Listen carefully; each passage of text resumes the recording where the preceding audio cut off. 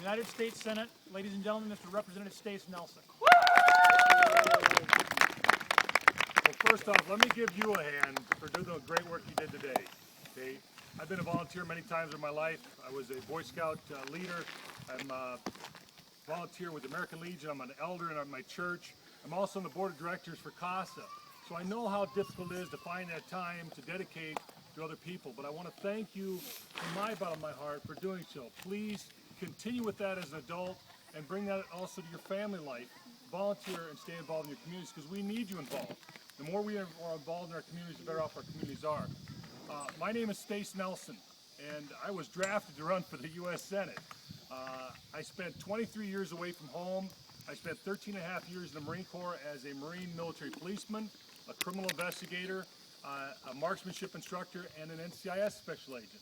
Anybody ever seen the TV show NCIS? Yeah. I worked for NCIS for 15 years. I spent 18 years overseas. I've been in about 20 different countries, ranging from Denmark to China to Taiwan to Vietnam, you name it. I've been all over the place. I've been all over the place in the United States. Came back home, settled down in 2008. I was injured in 1992. A criminal ran me over with his car, so it kind of cut my career a little bit short in law enforcement. I spent 23 years as a cop. Doesn't sound like a short time, but my dad was a state trooper here in South Dakota for 32 and a half years. So public service kind of comes natural to me. I'm a father of 6 beautiful children, and I'm the grandfather of 2 beautiful little boys. And I get to see my second grandson this coming next week. As Dusty has mentioned, I'm currently the representative from District 19. I've served in the South Dakota State Legislature for the last 3 years. I've distinguished myself as being a Christian conservative Republican in that order. Now, how many folks have heard about the $18 trillion in debt we have? Does that concern you? Yeah. Who's going to get stuck with that bill if we don't get things straightened out? Us. Yeah, you folks. Now, I tell you what, I wasn't interested in running for the U.S. Senate race. Now, that may sound funny to you. I'm not a politician. I'm a public servant, and I love my community. Finally, I'm back home after 23 years being away. I'm happy in my community. I'm happy going to the basketball games, going to my church, and enjoying what I missed all those years. But I had a lot of folks across South Dakota ask me to put my name in the ring to run for the U.S. Senate. I'm the 4th candidate to get in there. Now, you're saying, well, there's 3 other Republicans running in the race. Why would I have to get in? Well, from looking at the records, there wasn't a true conservative in the race. My record in the state legislature proves that I am a true conservative. Now, what is a conservative? Well, you see that $18 trillion of debt that we have? Now, who's to blame for that? Gentleman in the red shirt back, who do you think's to blame for that $18 trillion in debt that you're going to get stuck with? President.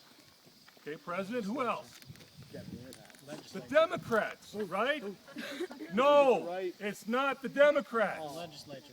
The legislators. You have a lot of Republicans that go to D.C. and they tell you, you know what? I'm a physical conservative. I'm a conservative. I'm going to go there. I'm going to fight taxes. I'm going to fight spending. I'm going to fight creating more government, and we're going to fix the problem. And that's what they tell you to get elected. Well, how did this work out? We've got $18 trillion in debt. Our government is starting to implode on itself. Well, the Democrats didn't create that mess by themselves. What happens is you get people that go to D.C. that tell you one thing. They go to D.C. and they go along to get along. Before you know it, we have dozens of new programs. We have government that is crushing our country, and we have $18 trillion of debt that they're passing on to you folks. The one thing that you can find out about me, you can ask Drew, you can ask Michael. I've stood my ground in the state legislature as they're trying to spend money, as they're trying to raise your taxes. And the reason why that is when they raise their taxes, we don't have a revenue problem either in Pierre or D.C. What we have is a spending problem. Politicians that forget that is your money. So what we have to have is someone who will go to D.C. and fight for you. Now, when you think of fighters, I mean, we all agree we need someone to go to D.C. to fight for us? Yes? Yep. Okay, when you think of fighters, even the politicians in Congress know that when the country's in trouble, who do they send in? Marines. They send in the Marines. They don't send in politicians, right? Well, and that's why I accepted the call to run to be your next U.S. Senator. Folks asked me to, and I felt that I had that civic duty to do so. And I ask you, in the future, when you're through college or when you're through your next step in life, answer that call to duty. Now, I didn't lead the normal collegiate, easy lifestyle that some of our other candidates led. I went in the Marine Corps in 1985, 5 days after my 18th birthday. I graduated Mitchell High School in 1985, and I went straight in the Marine Corps.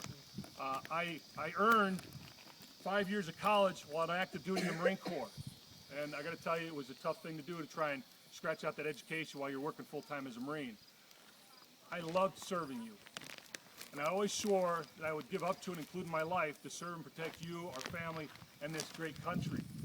So when folks asked me to run for the U.S. Senate, I had a million reasons why not to, but I remembered one thing. I still have breath left to give to you, to serve you. So that is the reason why I'm running, is because we need someone who will go to D.C. that will not play party politics, that will not be concerned about their own political affairs or their political future, and that they will not be concerned with special interest groups that are pouring money into their pockets. I'm proud to say in the last 3 years, I'm one of the least contributed to candidates by special interests in the state of South Dakota, because they know that as much money as they want to give me, it's not going to make a difference. I'm going to vote on my principles each and every time. And that's the way our government is supposed to be. Now, I ask you to remember back to the 56 people that signed the Declaration of Independence. When they signed that Declaration of Independence, it was a punch in King George's nose. And what they did by signing that was signing their death warrant. But they knowingly did that because they did it on principle. They knew what we needed for this country was freedom. And we need to have a resurgence of that freedom now. And that's the reason why I've accepted the call to run for the U.S. Senate.